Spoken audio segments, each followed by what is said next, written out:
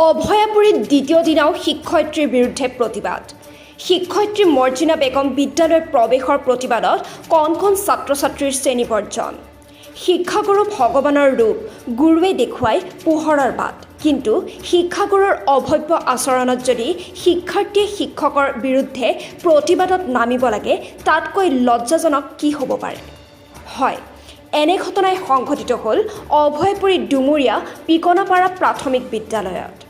শিক্ষয়িত্ৰী মৰ্জিনা বেগম বিদ্যালয়ত প্ৰৱেশৰ পাছতেই প্ৰতিবাদত কণ কণ ছাত্ৰ ছাত্ৰীৰ শ্ৰেণীবৰ্জন। পাঠদান অচল হৈ পৰিছে বিদ্যালয়খনত। শিক্ষয়িত্ৰীগৰাকীৰ বিৰুদ্ধে বিদ্যালয়খনৰ শৈক্ষিক পৰিৱেশ বিনষ্ট কৰাৰ অভিযোগ ছাত্ৰ ছাত্ৰী আৰু অভিভাৱকৰ।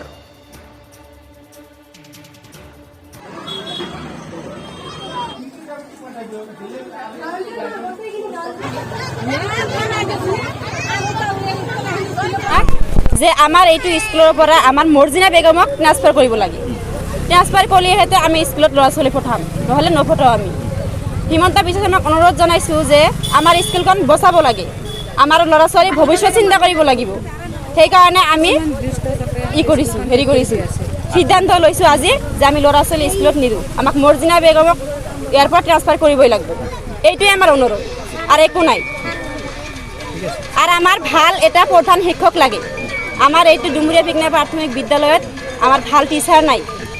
মাইকী মানুহে এটা হেড পোষ্ট লৈছে, তাই চলাব নোৱাৰে, তাই ৰিজাইন দিছে অফিচত।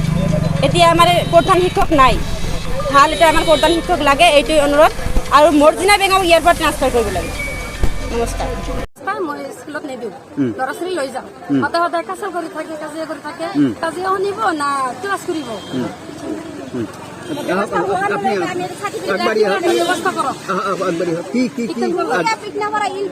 স্কুলখনত সদায় বাইদেউৰ লগত, ৰান্ধনীৰ লগত, অভিভাৱকৰ লগত, ল'ৰা ছোৱালীবিলাকৰ লগত গালি গালাজ বেয়াকৈ দিয়ে। মৰ্জিনা বাইদেউ আৰু ল'ৰা ছোৱালীবিলাকক বেয়াকৈ কুবুদ্ধি শিকাই দিয়ে। আমি যদি গাৰ্জেনে কিবা ক'বলৈ যাওঁ, তেনেহ'লে আমাৰ লগত গৰ্জি উঠে আৰু বেয়াকৈ ভাষা গালি গালাজ দিয়ে।